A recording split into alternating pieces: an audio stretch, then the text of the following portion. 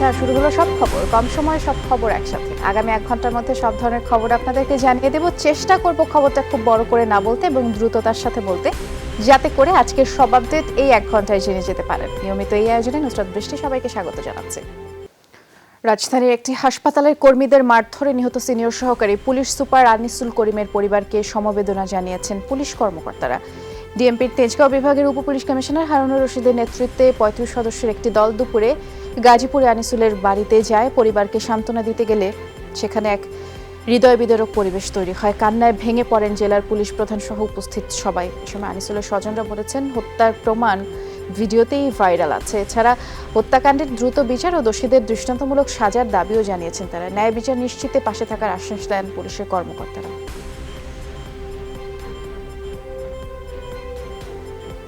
আমার ভাইকে উপর করে গো, তার বুকের উপরে উপর করে 8-10 চড়া হয়ে গেল। 5 মিনিটের মধ্যে আমার ভাইকে নিথর লাশ করে ফেললো, পুরো নিথর লাশ করে ফেললো। আজকে থেকে শুরু হয়েছে রিমান্ড।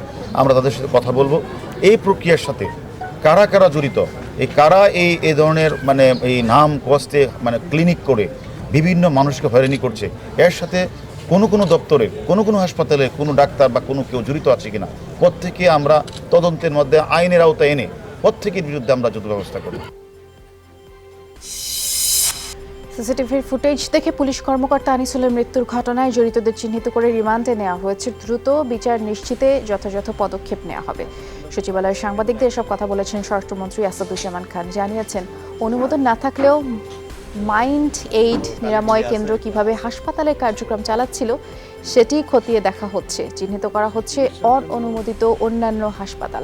সরকারি হাসপাতাল থেকে রোগী ভাগিয়ে বেসরকারি হাসপাতালে নিয়ে যাওয়া চক্রের বিরুদ্ধে ব্যবস্থা নেওয়ার হুঁশিয়ারি দিয়েছেন মন্ত্রী। যারা এর সঙ্গে সম্পৃক্ত, যারা দোষী সাব্যস্ত হবে বলে আমরা মনে করছি, তাদের সবাইকে আইনের আওতায় এনে তাদের সুবিচারের ব্যবস্থা করা হবে। তারা কিভাবে এই হাসপাতাল চালাচ্ছিল আমি এখনো শুনছি, আমি নিশ্চিত নই। এই হাসপাতালের অনুমোদন যথাযোগ্য কর্তৃপক্ষের থেকে নেয়নি। এই সব কিছুই তদন্তের পরেই আমরা কথা বলতে পারবো।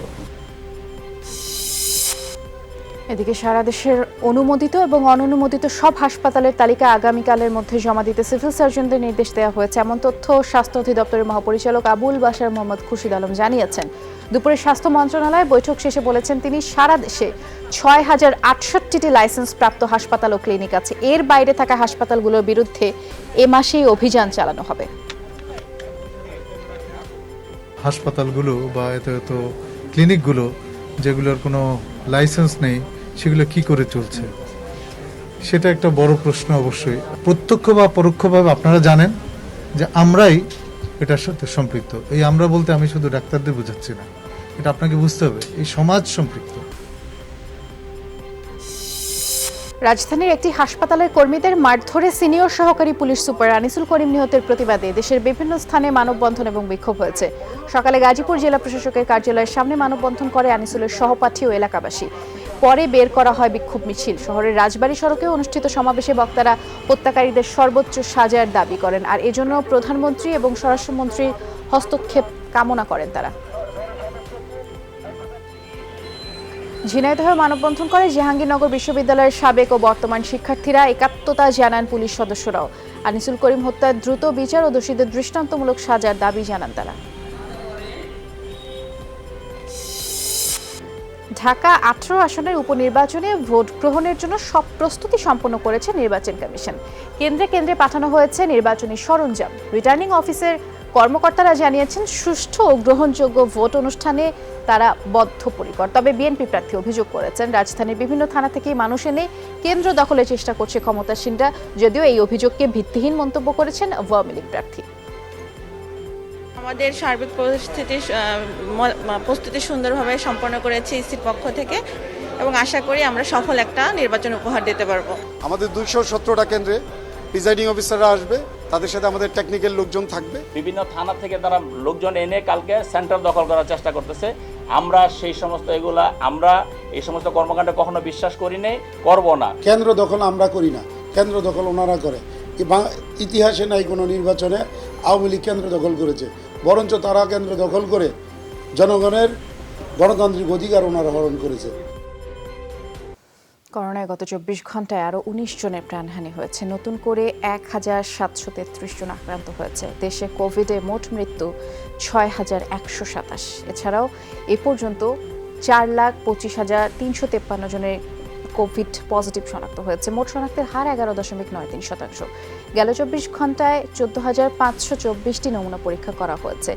সুস্থ হয়েছেন ১,৭১৫ জন। এ যাবৎ সুস্থ ৩,৪৩,১৩১ জন। বরিশাল নগরীতে করোনা রোধে নো মাস্ক নো সার্ভিস বাস্তবায়নের তৃতীয় দিনের মতো অভিযান চালিয়েছে ভ্রাম্যমাণ আদালত। সকাল থেকে নগরীর গুরুত্বপূর্ণ বিভিন্ন এলাকায় অভিযান চালায় জেলা প্রশাসনের আলাদা দুটি ভ্রাম্যমাণ আদালত। এ সময় স্বাস্থ্যবিধি অমান্য এবং মাস্ক না পরায় বিভিন্ন প্রতিষ্ঠান ও কয়েকজনকে আর্থিক জরিমানাও করা হয়। সেই সাথে নো মাস্ক নো সার্ভিস লেখা ব্যানার বিভিন্ন প্রতিষ্ঠানে ঝুলিয়ে দেওয়া হয়। করোনা রোধে সচেতনতা বাড়াতেই এমন অভিযান অব্যাহত থাকবে বলে স্থানীয় প্রশাসন জানিয়েছে। করোনায় মৃত্যু এবং সংক্রমণের সবচেয়ে ভয়াবহ সময় পার করছে বিশ্ব। গেল এক সপ্তাহে প্রতিদিন প্রায় ৯,০০০-এর বেশি প্রাণ কেড়ে নিচ্ছে কোভিড। নতুন সংক্রমণের রেকর্ড হচ্ছে প্রতিদিন।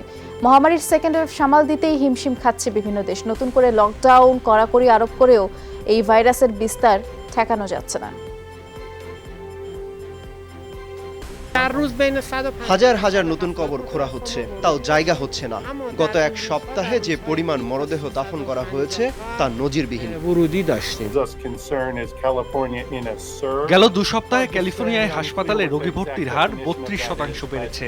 আইসিইউগুলোতেও রোগী ভর্তির হার আগের চেয়ে ৩০% বেশি। পরিস্থিতি যেদিকে এগুচ্ছে, পুরো রাজ্যেই স্বাস্থ্যবিধি কঠোর করতে হতে পারে। ফাইজার অ্যান্ড বায়োনটেকের করোনা ভ্যাকসিন বাজারে আসলেও বড় ধরনের চ্যালেঞ্জে পড়তে হবে বণ্টন এবং সংরক্ষণ নিয়ে, এমন শঙ্কার কথাই জানিয়েছেন বিশেষজ্ঞরা। তারা বলেছেন ভ্যাকসিনটি সংরক্ষণ করতে হয় -80 ডিগ্রি অর্থাৎ -80 ডিগ্রি সেলসিয়াস তাপমাত্রায়, যে সক্ষমতা অনেক দেশেই নেই। তাই অনুমোদন পেলেও দ্রুত সময় এই ভ্যাকসিন সরবরাহ করাটাই মূল চ্যালেঞ্জ হবে।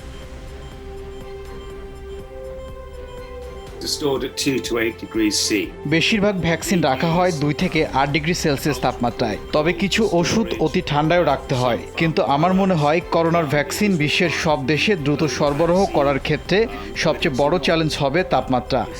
জো বাইডেন প্রশাসন দায়িত্ব নিলে বাংলাদেশের সাথে যুক্তরাষ্ট্রের সম্পর্ক আরও গতিশীল হবে বলে আশা করছেন বিশ্লেষকরা। কারণ হিসেবে বাইডেনের সাথে প্রধানমন্ত্রী শেখ হাসিনার জানাশোনা, আর দল হিসেবে ডেমোক্রেট প্রার্থী এবং আওয়ামী লীগের আদর্শিক মিল বড় প্রভাবক বলে হবে তারা ধারণা করছে। আর এই সুযোগের সদ্ব্যবহারে দেশের রাজনৈতিক ও কূটনৈতিক ফ্রন্টগুলোকে আরও দক্ষ গতিশীল করার পরামর্শ দিয়েছেন তারা। যুক্তরাষ্ট্রের ইন্দো প্যাসিফিক স্ট্র্যাটেজি বাস্তবায়নে অবস্থানগত কারণে বাংলাদেশের গুরুত্ব আরও বাড়বে বলে বিশ্লেষকদের ধারণা। জো বাইডেন তখন মাননীয় প্রধানমন্ত্রীকে অত্যন্ত রেসপেক্ট করে ইন্টারাকশন করেছেন। সেই জায়গা থেকে যদি আমরা আজকের রিলেশন দেখি, তাহলে একটা পজিটিভ এবং একটা অগ্রগতি আমরা দেখব। বঙ্গবন্ধু শেখ মুজিবুর রহমানের যদি আপনি ফিলোসফি দেখেন, তার সাথে কিন্তু ডেমোক্রেটিক পার্টির ফিলোসফির একটা স্ট্রং মিল আছে। ওই জায়গাও একটা স্ট্রঙ্গার বন্ড হবে বলে আমি আশা করি। মাননীয় প্রধানমন্ত্রীর সাথে জো বাইডেনের সম্পর্কটা ভালো, যে কারণে জো বাইডেন বাংলাদেশ সম্পর্কে একটা পরিষ্কার ধারণা রাখেন। ডেমোক্র্যাট সরকার মার্কিন যুক্তরাষ্ট্রে আসলে বাংলাদেশের জন্য কিছুটা পজিটিভ অ্যাটিটিউড বাড়বে।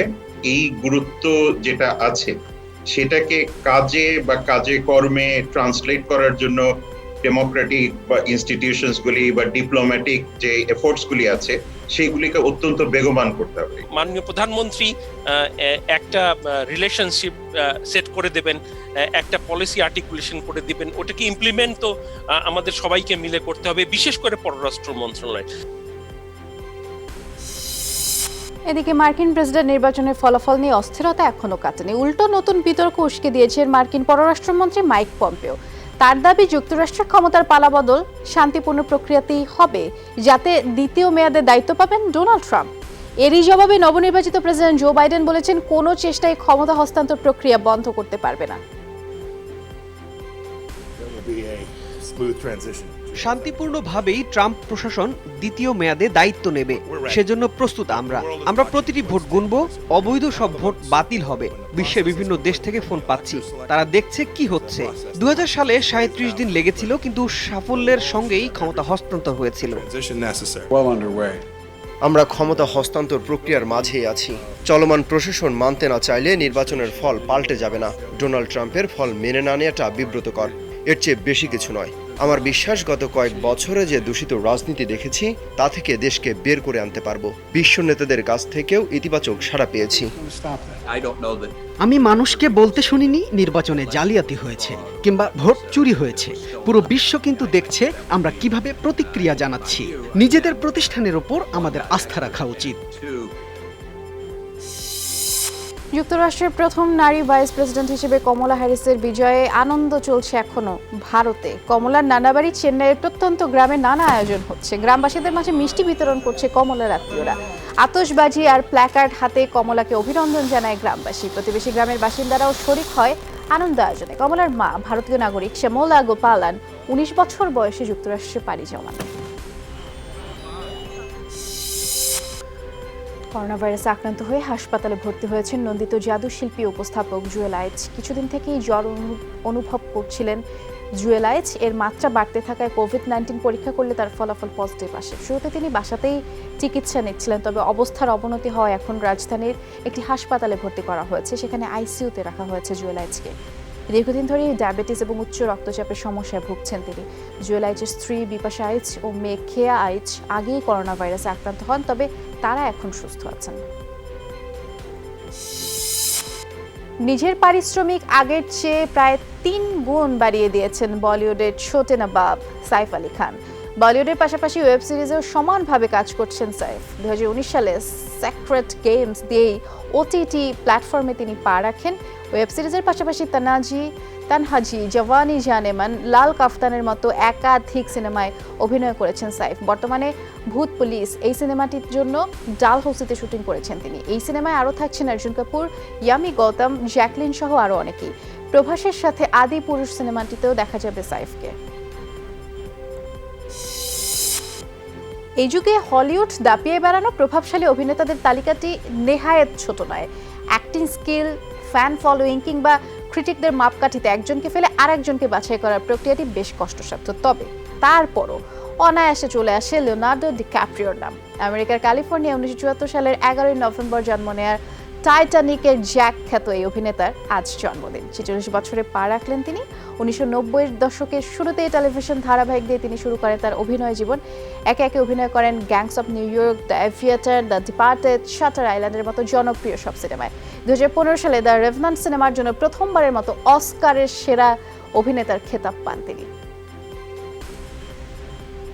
2,31,00,000 টাকার অবৈধ সম্পদ আর 148 কোটি টাকা অর্থ পাচারের অভিযোগে লক্ষ্মীপুর 2 আসনের সংসদ সদস্য শহীদ ইসলাম পাপুল, তার স্ত্রী শালিকা সহ 4 জনের বিরুদ্ধে মামলা করেছে দুদক। সকালে এই মামলা করে দুদক উপপরিচালক সালাউদ্দিন।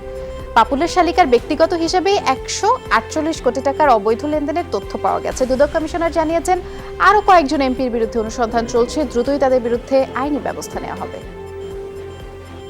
148 কোটি টাকার মতো তাদের বিরুদ্ধে আর্থিক লেনদেন হয়েছে, তারা হস্তান্তর হয়েছে, রূপান্তর হয়েছে, সদ্যাবৃত হয়েছে। কাজে এই অভিযোগে তাদের বিরুদ্ধে মানি লন্ডারিংয়ে মামলা দায়ের করা হয়েছে। যদি তাকে বিদেশ থেকে আনার দরকার হয়, সেইটা আন্তর্জাতিক আইনে যেভাবে তাকে আনা প্রয়োজন সেই ব্যবস্থা আমরা নেব। যুবলীগের নতুন কমিটিতে বিতর্কিতদের জায়গা হবে না বলে জানিয়েছেন সংগঠনটির চেয়ারম্যান শেখ ফজলে শামস পরশ। 48তম প্রতিষ্ঠাবার্ষিকীতে সকালে ধানমন্ডি 32 নম্বরে বঙ্গবন্ধুর প্রতিকৃতিতে শ্রদ্ধা জানানো শেষে এ কথা জানিয়েছেন যুবলীগ চেয়ারম্যান। বলেছেন, কোনোভাবেই দলে অনুপ্রবেশকারীরা ঢুকে থাকলে সাংগঠনিক ব্যবস্থা নেওয়া হবে। এ সময় সততা ও দেশপ্রেমের সাথে কর্মীদের কাজ করে যাওয়ার আহ্বান জানান ফজলে শামস পরশ। পরে বৃক্ষরোপণ শেষে জাতীয় ও দলীয় পতাকা উত্তোলন করা হয়। এই যুবলীগে দুর্নীতিবাজদের কোনো ঠাঁই নাই, ক্যাসিনোবাজ বা মস্তান গুন্ডাদের কোনো ঠাঁই নাই। সাধারণ মানুষের মঙ্গলের সাধন করা এবং বঙ্গবন্ধুর কন্যার হাতকে শক্তিশালী করার জন্যই ব্রত থাকবে। এদিকে যুবলীগের প্রতিষ্ঠাবার্ষিকী উপলক্ষে বনানী কবরস্থানে ছিল দোয়া মাহফিল। এ সময় বঙ্গবন্ধু শেখ মুজিবুর রহমান ও যুবলীগের প্রতিষ্ঠাতা চেয়ারম্যান শেখ ফজলুল হক মনি সহ 15 আগস্টে সকল শহীদদের আত্মার মাগফিরাত কামনা করে মোনাজাত করা হয়। একই সাথে প্রধানমন্ত্রীর সুস্বাস্থ্য কামনা করা হয়। এ সময় যুবলীগের চেয়ারম্যান শেখ ফজলে শামস পরশ, সাধারণ সম্পাদক মাইনুল হোসেন খান নিখিল সহ কেন্দ্রীয় নেতারা উপস্থিত ছিলেন। পরে গরিব দুস্থদের মাঝে খাবার বিতরণ করা হয়। কুমিল্লায় ওয়ার্ড যুবলীগ নেতাকে স্ত্রীর সামনে কুপিয়ে হত্যা করেছে দুর্বৃত্তরা। সকালে সদর দক্ষিণ উপজেলার চৌয়ারা সড়কে এই ঘটনা ঘটে। জিলুর রহমান গত সিটি নির্বাচনে 25 নম্বর ওয়ার্ডে কাউন্সিলর প্রার্থী ছিলেন। স্থানীয়রা জানিয়েছে, সকালে ছেলেকে মাদ্রাসায় দিয়ে বাড়ি ফিরছিলেন জিলুর দম্পতি। পথে একদল দুর্বৃত্ত তার উপরে হামলা চালায়, এলো পাতারি কুপিয়ে পালিয়ে যায় তারা। গুরুতর আহত অবস্থায় কুমিল্লা মেডিকেলে নেওয়া হলে চিকিৎসকরা জিলুরকে মৃত ঘোষণা করেন। স্থানীয়রা ধারণা করছে রাজনৈতিক আধিপত্য বিস্তারের জেরেই তাকে হত্যা করা হয়েছে। সকালে ফুলেন চোয়ারের কাছে ইনভার্সন দাদা আসছিল, দিয়ে দিছে, তারপরে তাদেরকে ওখানে কোপাইছে। হাসানের ভাই হাসান তো সব মিলে দিছে, এগুলা সব জড়িত আছে। তদন্তের ক্ষেত্রে সুবিধাটা হলো যে চাক্ষুষ তার মিসেস নিজেই আছে, আর তিনি তাৎক্ষণিকভাবে তার ডেথ হয়নি হসপিটালে নেওয়ার পরে। সেই ক্ষেত্রে তিনি ডাইং ডিক্লারেশন, অর্থাৎ মৃত্যুর পূর্বে যে তিনি যে তথ্যগুলো দিয়ে যান, সে অনেকগুলো তথ্য তিনি দিয়ে গেছেন। নওগাঁর বদলগাছি থেকে অপহরণের 5 দিন পরে এক স্কুল ছাত্রের মরদেহ উদ্ধার হয়েছে জয়পুরহাটের আক্কেলপুরে। সকালে ডোবা থেকে বস্তাবন্দি অবস্থায় উদ্ধার হয় নবম শ্রেণীর ছাত্র নাজমুল হোসেনের মরদেহ। স্বজনরা জানিয়েছেন, গত শুক্রবার থেকেই নিখোঁজ ছিল নাজমুল। অপহরণকারীরা শনিবার ফোন করে মুক্তিপণ বাবদ 15 লাখ টাকা দাবি করে। এই ঘটনায় বদলগাছি থানায় মামলা হলে অভিযানে নামে পুলিশ। এরই মধ্যে 4 জনকে আটক করা হয়েছে সন্দেহভাজন হিসেবে। গত শনিবারে তারা একটা অপহরণ মামলা দায়ের করে।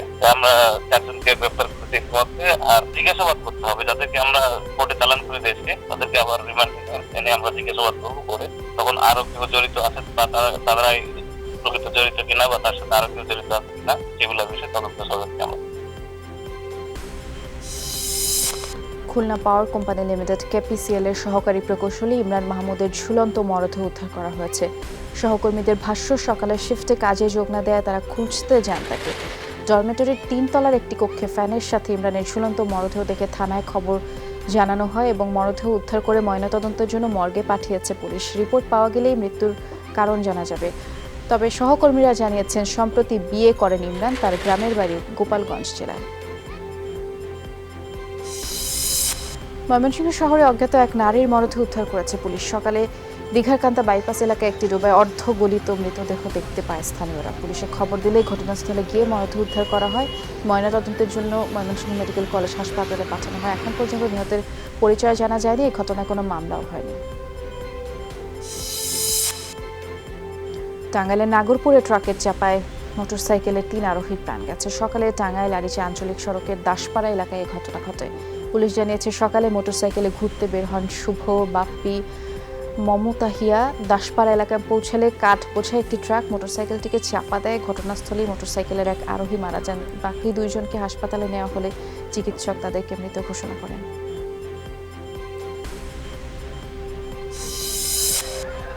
যুবলীগের প্রতিষ্ঠাবার্ষিকী অনুষ্ঠানে যাওয়ার পথে গায়ে ধাক্কা লাগাকে কেন্দ্র করে দুপক্ষের সংঘর্ষ হয়েছে ব্রাহ্মণবাড়িয়ার সরাইলে। এতে করে অন্তত 25 জন আহত হয়েছে।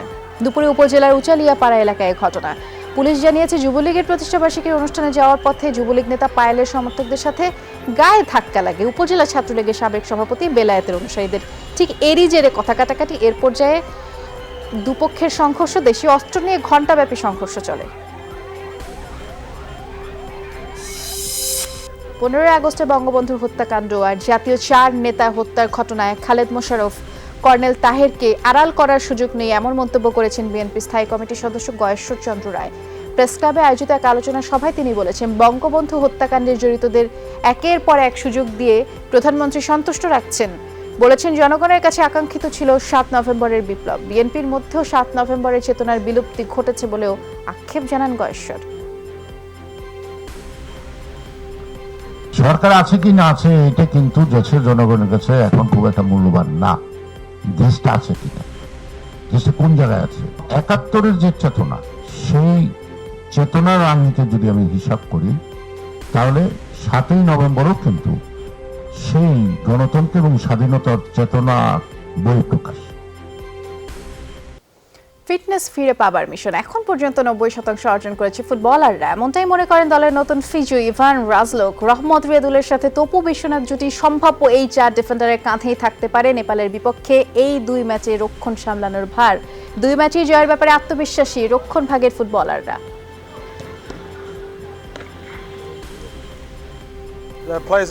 এই কদিনের মধ্যে যতটুকু করা সম্ভব চেষ্টা করা হচ্ছে। ফুটবলাররাও নিজেদের সামর্থ্য অনুযায়ী করছে। ওরা এই কদিনের অনুশীলনে 90% প্রস্তুত হয়েছে, বাকি 10% পূরণ করতে হবে মাঠের খেলায়। ম্যাচ না খেলার জন্য ম্যাচের একটু ঘাটতি থাকতে পারে, তবে আশা করি সবার ফিটনেস এখন ভালো, ম্যাচটাতে ভালো করবো ইনশাআল্লাহ। আমাদের ডিফেন্ডিং যে লাইনটা সবাই আমরা পরিচিত এবং গোলকিপার, তো আমাদের আন্ডারস্ট্যান্ডিংটা খুব ভালো এবং সেটার মাঠে অবশ্যই একটা ভালো পজিটিভ দিক উপহার দিব। ওয়ানডের পর এবারে আইসিসি টি20 র্যাঙ্কিংয়ে ফিরলেন সাকিব আল হাসান। সবশেষ প্রকাশিত অলরাউন্ডার র্যাঙ্কিংয়ে 268 পয়েন্ট নিয়ে 2 নম্বরে আছেন সাকিব। আইসিসি নিষেধাজ্ঞার পরে গেল বছর 11 নভেম্বর র্যাঙ্কিং থেকে বাদ দেওয়া হয় সাকিবকে। এরপরে নিষেধাজ্ঞা কাটিয়ে ফেরা সাকিব ফেরেন ওয়ানডের শীর্ষ অলরাউন্ডারের আসনে। পাকিস্তানের বিপক্ষে জিম্বাবুয়ে টি20 সিরিজ শেষে নতুন র্যাঙ্কিং প্রকাশ করে আইসিসি, যেখানে 268 পয়েন্ট নিয়ে দ্বিতীয় অবস্থানে সাকিব। আগের থেকে 87 রেটিং পয়েন্ট কমেছে তার। 294 পয়েন্ট নিয়ে অলরাউন্ডার ক্যাটাগরিতে শীর্ষে মোহাম্মদ নবী। এদিকে শুধু আইপিএল ফাইনালেই প্রায় 58.5 কোটি টাকা অর্থ পুরস্কার দেওয়া হয়েছে ভারতীয় রুপিতে, যার পরিমাণ 51 কোটির উপরে। সবচেয়ে বেশি 20 কোটি রুপি পেয়েছে চ্যাম্পিয়ন মুম্বাই ইন্ডিয়ান্স। প্রথমবার আইপিএল রানার্স আপ হওয়া দিল্লি পেয়েছে 12.5 কোটি রুপির চেক। এছাড়া প্লে অফ থেকে বাদ পড়া 2 দল সানরাইজার্স হায়দ্রাবাদ, রয়্যাল চ্যালেঞ্জার্স বেঙ্গালুরুকে দেওয়া হয়েছে 8.75 লাখ রুপির 2টি চেক। 8টি ব্যক্তিগত পুরস্কারে দেওয়া হয়েছে 85 লাখ রুপি। ফাইনালে ম্যাচ সেরা হিসেবে 5 লাখ রুপি জিতেছেন ট্রেন্ট বোল্ট। এছাড়াও পাওয়ার প্লেয়ার অব দ্য সিজন হিসেবে পেয়েছেন আরও 10 লাখ রুপি। টুর্নামেন্টের মোস্ট ভ্যালুয়েবল হয়েছেন রাজস্থানের পেসার জোফরা আর্চার। আইপিএলে রেকর্ড করা না হলেও 13তম আসরের সর্বোচ্চ উইকেট শিকারীর মুকুট পার্পল ক্যাপ পেয়েছেন কাগিসো রাবাদা। ফাইনাল ম্যাচে আরও 3টি উইকেট নিলেই সর্বোচ্চ উইকেট শিকারের রেকর্ড হতো দক্ষিণ আফ্রিকার এই পেসারের। দুর্দান্ত পারফরমেন্স। এবারে আসরের সর্বোচ্চ উইকেট নিয়ে পার্পল ক্যাপ পড়াটা খুব একটা কঠিন হয়নি তার জন্য। ফাইনালে মুম্বাইয়ের কাছে হেরে গেলেও 17 ইনিংসে 30টি উইকেট নিয়ে এবারের আসরের সবার উপরে রাবাদা। গত আসরে ক্যারিবীয় অলরাউন্ডার ডোয়াইন ব্রাভো নিয়েছিলেন 32 উইকেট। হাইকোর্টে ব্যারিস্টার জুম্মান সিদ্দিকীর প্র্যাকটিসের সুযোগ স্থগিত করেছেন আপিল বিভাগ। প্রধান বিচারপতি সৈয়দ মাহমুদ হোসেনের নেতৃত্বাধীন 4 বিচারপতির আপিল বেঞ্চ শুনানি শেষে এই আদেশ দিয়েছেন। রিটকারীদের পক্ষে শুনানি করেন ব্যারিস্টার রুহুল কুদ্দুস কাজল ও ব্যারিস্টার অনিক আর হক। জুম্মানের পক্ষে শুনানি করেন barrister M Amirul Islam. Barrister Jumman সিদ্দিকীকে সরাসরি হাইকোর্টের আইনজীবী হিসেবে প্র্যাকটিসের বৈধতা ও 2 আইনজীবীকে জরিমানার আদেশও স্থগিত করেছেন আপিল বিভাগ। হাইকোর্টের 8 তারিখে যে রায়টি দিয়েছিলেন সেই আদেশের কার্যকারিতা স্থগিত করেছেন, অর্থাৎ যে গেজেটটি রায়ের মাধ্যমে হয়তো বৈধ হওয়ার কথা ছিল সেটি আপাতত হচ্ছে না, অর্থাৎ এই গেজেটটির কার্যকারিতা স্থগিত থাকছে। যেহেতু প্রপার আইনি প্রক্রিয়াটাই যেগুলো রিকোয়ারমেন্ট, ম্যান্ডেটরি রিকোয়ারমেন্ট, সেগুলোই যদি ফুলফিল না করে তাহলে সেখানে ডিসক্রিপশন ব্যবহার করার কোনো সুযোগ থাকে না। শুরু হয়েছে আয়কর রিটার্ন দাখিল। এবারে মেলা না হলেও এর আদলে আঞ্চলিক কার্যালয়ে বুথ বসানো হয়েছে, সেখান থেকেই কর সংক্রান্ত সেবা দেওয়া হচ্ছে। এখন ভিড় কম হলেও মাসের শেষ দিকে আয়কর দাখিলের সংখ্যা বাড়বে বলে আশা করছেন কর্মকর্তারা। করদাতারা বলছেন পরিসর বড় থাকায় মেলাতেই সেবা বেশি মেলে, তবে করোনার মধ্যে এমন ব্যবস্থাও মন্দ নয়। সেবার ক্ষেত্রে মানা হচ্ছে স্বাস্থ্যবিধি। সকাল 9টা থেকে বিকেল 5টা পর্যন্ত সেবা পাচ্ছেন করদাতা। এখন করদাতার সংখ্যা কম থাকলেও আশা করা হচ্ছে ধীরে ধীরে অংশগ্রহণ বাড়বে। 30 নভেম্বর পর্যন্ত চলবে এই কার্যক্রম। এখানে কম আছে, মেলাতে ভালো। মেলাতে আমরা অনেক অপশন থাকে দিতে পারি, কিন্তু মেলাতে অনেক সময় ভিড় হয়, চেক করতে পারি না, কিন্তু জমা দেওয়াটা খুব সহজ। এটা মোটামুটি ভালো আগের বছর থেকে। এখানে অঞ্চল ওয়াইজ আছে, ওখানে তো গ্যাঞ্জাম হয়, অনেক লাইন ধরতে হয়। প্রত্যেক নাগরিককে কর দেওয়া উচিত, দেশের সমৃদ্ধির জন্য, উন্নতির জন্যই। দেশের উন্নয়নের জন্য আমি আয়কর প্রদান করিয়ে থাকি। এখানে উপস্থিতির বিষয়টা না, একজন যদি 20টা বা 30টা নিয়ে আসে আমরা গ্রহণ করতে চাই এবং আগে থেকে এগুলি বলা আছে। যারা এখানে আয়কর রিটার্ন জমা দিতে আসছেন তারাও সে উৎসাহব্যঞ্জক নিয়ে কথা বলছেন যে এই সিস্টেমটা ভালো হয়েছে। হতদরিদ্রদের সংখ্যা হিসেবে বিশ্বে বাংলাদেশের অবস্থান ষষ্ঠ, কিন্তু দারিদ্র্য কমেছে আগের চেয়ে রেকর্ড হারে। অর্থনীতির গতিও পূর্বের চেয়ে ভালো। মঙ্গলবার বিশ্বব্যাংকের এক প্রতিবেদনে এসব তথ্য উঠে আসে। পোভার্টি অ্যান্ড শেয়ার প্রসপারিটি 2020 এই শিরোনামের ওই রিপোর্টে বলা হয়েছে বিশ্বে অতি গরিবের সংখ্যা বাড়ছে, আর এসব মানুষের দৈনিক আয় $1.09 নিচে, যে হিসেবে সর্বোচ্চ 17 কোটি দরিদ্র মানুষ বসবাস করে ভারতে। পরের দুই অবস্থানে আছে আফ্রিকার দেশ নাইজেরিয়া ও কঙ্গো। বিশ্বব্যাংকের মতে বাংলাদেশে হতদরিদ্রের সংখ্যা 2,29,00,000।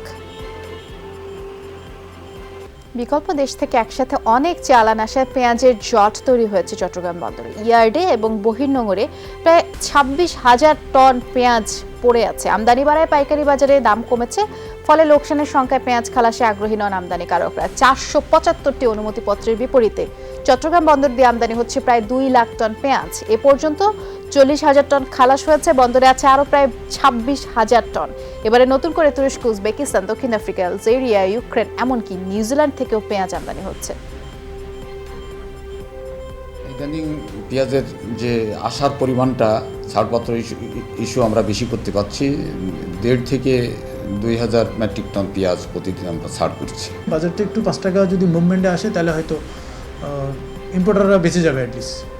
কারণ আমরা আমাদের যখন ফার্স্ট লট আসে তখন কিন্তু বাজার ছিল 80 টাকা, ওয়ারেস আমাদের তখন কস্টিং ছিল 50 টাকা। আমরা কিন্তু 60 টাকা বিক্রি করলেও আমাদের লাভ হতো। বাট এখন যেটা হলো 45 টাকা কস্টিং, মার্কেটও ওই লেভেলে চলে আসছে। সরকারও চাচ্ছে সবাই আনুক, যাতে দেশের সংকটটা না হোক। ইম্পোর্টার ছিলেন 20-50 জন, 100 জন, এখন শত জন ইম্পোর্টার। আমাদের জানা মতে বা আমার ধারণার মতে প্রত্যেকটা আমদানিকারক লোকসান হচ্ছে। 3 ফল, অনেকেই এর নাম শুনেছেন পবিত্র কুরআন মাজিদের 3 সূরায়, কেউ কেউ দেখেছেনও। তবে দেশের মানুষের কাছে খুব একটা বেশি পরিচিত নয় এই ফল। পুষ্টিগুণে সমৃদ্ধ সেই 3 ফলের চাষ হচ্ছে গাজীপুরে। বিদেশ থেকে গাছ এনে তার চাষ শুরু করেন মডার্ন এগ্রো ফার্ম অ্যান্ড নিউট্রিশনের স্বত্বাধিকারী আজম তালুকদার। বর্তমানে তার বাগান থেকে বাণিজ্যিকভাবে 3 ফল বাজারজাত হচ্ছে। কৃষি বিভাগের কর্মকর্তারা বলছেন দেশের চাহিদা পূরণ করে 3 ফল বিদেশেও রপ্তানি সম্ভব। এই গাছ একটানা ফল দিতে পারে প্রায় 35 বছর পর্যন্ত। ফলন আসে 3 মাসের মধ্যেই। ফলনশীল, উচ্চ মূল্যের এবং দ্রুত ফলনশীল, এই 3 চাহিদার কারণে 3 ফল হচ্ছে বিশেষভাবে বাংলাদেশের এক ব্যাপক সম্ভাবনা। বাংলাদেশে 12 লক্ষ লোক 3 ফল ড্রাই ফর্মে ইম্পোর্ট করে খায়। আমরা এই বাগানটি এখন কমার্শিয়াল উৎপাদনে আসার পরে প্রতিদিন প্রায় 200 কেজির উপর চাহিদা থাকে বাগান থেকে সংগ্রহ করার জন্য। এটা কিন্তু অত্যন্ত বাংলাদেশের সস্তা এবং এটা যে হবে এটা বিশ্বাসই করার মতো না। অনেক কৃষি উদ্যোক্তা তৈরি হচ্ছে এখান থেকে, তারা 3 ফল চাষ করে। এই ফলটা অনেক মিষ্টি এবং ম্যাচুরিটি অনেক সুন্দর। এই ফল খেতে অনেক মজার, সুস্বাদু একটা ফল। কলম করে আমরা সেইগুলো কৃষকের মাঝে ভবিষ্যতে ব্যাপক আকারে ছড়িয়ে দিব এবং এই ফলটি বাংলাদেশে আশা করি যে ভবিষ্যতে একটি সম্ভাবনাময় ফল হিসাবে দেশে বেশ গুরুত্ব লাভ করবে। ফেনী পৌরসভার মেয়র ও স্টারলাইন গ্রুপের মালিক আলাউদ্দিনের বিরুদ্ধে অপপ্রচারের প্রতিবাদে সংবাদ সম্মেলন করেছে মনিরুল ইসলাম নামের এক ব্যক্তি। মনিরুল দাবি করেছেন পৈতৃক সম্পত্তির 1.68 শতকের মালিক তিনি। তার ভাই নুরুল আফসার এবং বড় ভাইয়ের ছেলে জুবায়ের ভাতিজা, এবং তিনি তাদের ভাগের সম্পত্তি বৈধ প্রক্রিয়ায় স্টারলাইন গ্রুপের কাছেই বিক্রি করে দেন। তবে অবিকৃত থাকে ভাই নুরুল আফসারের অংশ। মনিরুল জানিয়েছেন তার ভাই দাবি করছেন স্টারলাইন গ্রুপ সেই জমিও দখল করেছে, অথচ এই অভিযোগ মিথ্যা। আর্মেনিয়া আজারবাইজানের মধ্যে শান্তি চুক্তির পরদিন নাগোর্নো কারাবাখ অঞ্চলে শান্তি চুক্তি মোতায়েন করল রাশিয়া। মস্কো বলছে 2 দেশের মধ্যে দীর্ঘমেয়াদী শান্তি প্রতিষ্ঠায় কাজ করবে রুশ সেনারা। অবশ্য রাশিয়ার একতরফা শান্তিরক্ষী মোতায়েন নিয়ে অস্বস্তি আছে তুরস্কের। এদিকে শান্তি চুক্তিকে ঘিরে বিপরীতমুখী প্রতিক্রিয়া আজারবাইজান এবং আর্মেনিয়ার মানুষের। বিহারে আবারও সরকার গঠন করতে চলেছে এনডিএ জোট। বিধানসভা নির্বাচনে 125টি আসন নিশ্চিত করেছে নীতিশ কুমারের নেতৃত্বাধীন জোট। রাজ্যটিতে 243 আসনের বিধানসভায় জয়ের জন্য প্রয়োজন ছিল 122টি আসন। জোটের পক্ষে সবচেয়ে বেশি 74টি আসন দখল করেছে বিজেপি। এনডিএ জোটের আরেক শক্তিশালী দল জেডিইউ পেয়েছেন 43 আসন। 110 আসন জিতেছে লালু প্রসাদের নেতৃত্বাধীন মহাজোট। বিহারে গতবারের মতো এবারও একক বৃহত্তম দল মহাজোটের আরজেডি 75টি আসন পেয়েছে এই দলটি।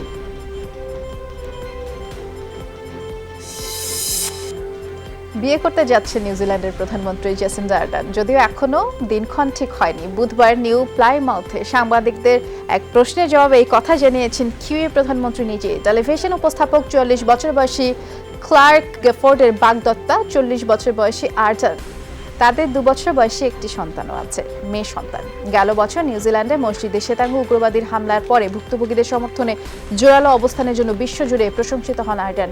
করোনা মহামারী মোকাবেলায়ও সফলতার সাথে তিনি করেছেন।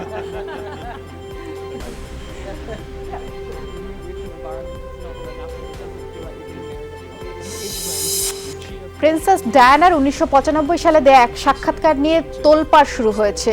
ভাইরাল স্পেন্সারের অভিযোগ, মিথ্যা এবং উস্কানিমূলক বার্তার বিনিময়ে ইন্টারভিউ নিয়েছিলেন বিবিসির সাংবাদিক মার্টিন বাশির। গেল মাসে the truth behind the interview নামে চ্যানেল 4-এর একটি অনুসন্ধানী ডকুমেন্টারি সম্প্রচারের পরে বিবিসির বিরুদ্ধে মামলার হুমকি দেন ডায়ানার ভাই। জানিয়েছেন রাজপরিবার রানী এলিজাবেথের সাথে পুত্রবধূ সম্পর্কে টানাপোড়েনের ফায়দা লুটেছিলেন সাংবাদিক। মিথ্যা কথা বলে রাজি করান সাক্ষাৎকারে।